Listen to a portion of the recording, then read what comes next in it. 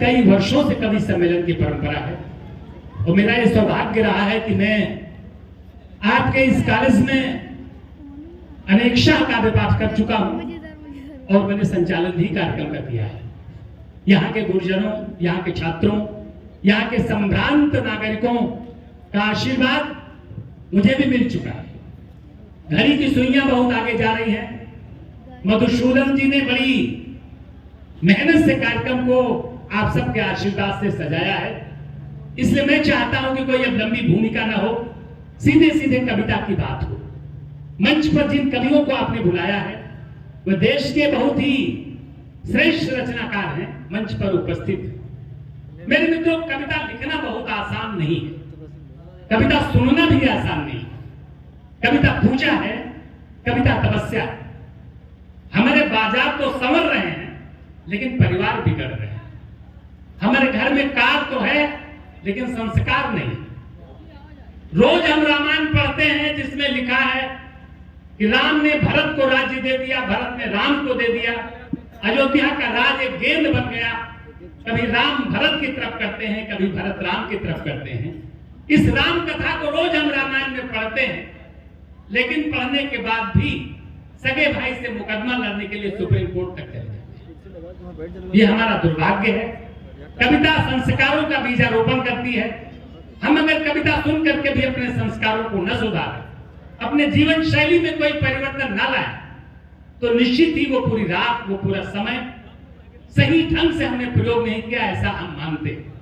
हमारे वैज्ञानिक खोज रहे हैं कि चंद्रमा पर पानी है कि नहीं। इतनी दूर चंद्रमा हमारे यहाँ है लेकिन चंद्रमा पर हमारे वैज्ञानिक पता लगा रहे हैं कि वहां पर पानी है कि नहीं, लेकिन पड़ोसी के यहाँ खाना पानी है कि नहीं है, ये शायद कम लोग देख रहे हैं। 4 पंक्तियां पढ़ करके इस कवि सम्मेलन को शुरू करूंगा। जहां लगे कि कविता हो गई है, मन की बात हो गई है, तो अपना तालियों का प्रेम मंच तक पहुंचाइएगा। मंच भी सुने कि चंद्रमा मानव चरण से चूर होता जा रहा है, चंद्रमा मानव चरण से चूर होता जा रहा है, विश्व का हर बिंदु ही कम दूर होता जा रहा है, किंतु क्या बतला सकेगा आज का विज्ञान युग, आदमी से आदमी क्यों दूर होता जा रहा है। अच्छा लगा आपकी कविता सुनने की ललक, और ये तालियां बता रही हैं कि पूरी रात जो कविता का यज्ञ होगा आप अच्छे ढंग से कविता सुने, क्योंकि केवल सहभागिता हमारे राजनेताओं की ही नहीं है, हमारे अधिकारियों की नहीं है, हमारे गुरुजनों की नहीं है। देश के प्रत्येक नागरिक को, हमारे समाज को सुसंस्कृत करने का, अपना काम करने का अधिकार। मुझे क्या याद आती है, एक बार एक जंगल में आग लग गई। सभी लोगों ने उस आग को बुझाने का प्रयास किया, बाल्टी से, लोटा से उस पर पानी डालते रहे। गौरैया पेड़ पर बैठे हुए ये दृश्य देख रही थी कि मेरा जंगल जल रहा है, मैं इस आग को कैसे बुझाऊं। बड़ी देर से वो सोचती रही, मैं क्या करूं। कुछ देर सोचने के बाद उसके मन में एक उपाय आया। वो डाल से उड़ी, तालाब के पास गई, चोंच में पानी भरा और आग पर डाल दिया। यह दृश्य कौवा देख रहा था।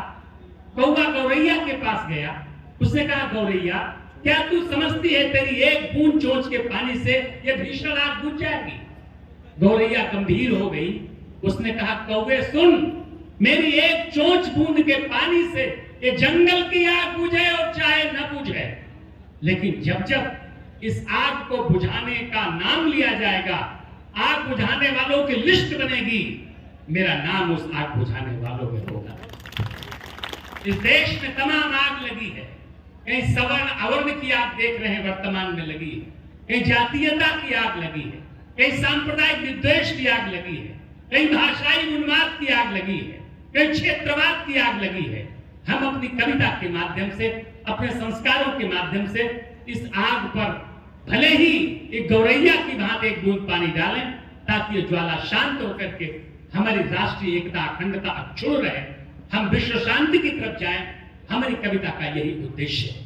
मैं बड़े आदर और सम्मान के साथ सभी कवियों से भी निवेदन करूंगा, अपनी जो सर्वश्रेष्ठ कविताएं हैं वो रखिएगा। टीम लंबी है, इसलिए हर कवि 10-10, 12-12 मिनट का काव्य पाठ मेरी समझ से करे, क्यों कैसा रहेगा, लंबा काव्य पाठ ना करे, ताकि एक चक्र में सभी कवियों को सुना जा सके। मैं बड़े आदर और सम्मान के साथ इस कवि सम्मेलन का प्रारंभ करते हुए सभी गुरुजनों को प्रणाम करता हूं।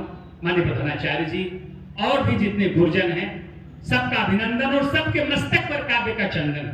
और भारतीय मनीषा के अनुसार आप सब जानते हैं हम कोई भी काम करते हैं तो सबसे पहले अपने भगवान की स्तुति करते हैं।